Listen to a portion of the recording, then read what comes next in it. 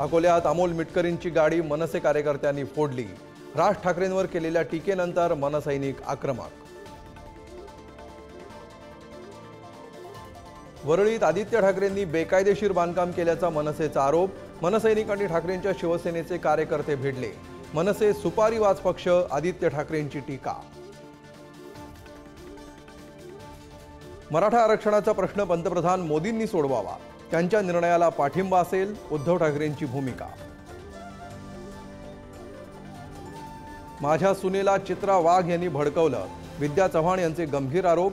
त्यांची सून शरद पवारांकडे जाऊनही तिला न्याय मिळाला नाही, चित्रा वाघ यांचं उत्तर। एकनाथ शिंदे, अजित पवार वेषांतर करून नावं बदलून दिल्लीला जातात। एअरपोर्ट सुरक्षेवरून संजय राऊतांचा हल्लाबोल, तर शिंदे मौलवीच्या वेशात जात असल्याचाही दावा। तरुणाच्या हत्येनंतर संपूर्ण धारावीत तणावपूर्ण वातावरण। संतप्त नागरिकांकडून काही दुकानांची तोडफोड, अंत्ययात्रेवेळी वाढला तणाव। विशाळगड आंदोलन प्रकरणी राज्य सरकारचं अजब उत्तर। तोडफोडी दिवशी पावसामुळे दृश्यमानता कमी असल्यामुळे कारवाईत अडचण। सरकारी वकिलांच्या उत्तराची जोरदार चर्चा। उरण हत्याकांड प्रकरणातील आरोपी दाऊद शेखला कर्नाटकातून अटक। आरोपीवर 2019 मध्येही पॉस्को अंतर्गत गुन्हा दाखल। याच पीडित मुलीची छेड काढल्याप्रकरणी गुन्हा, आरोपीला फाशी देण्याची मागणी।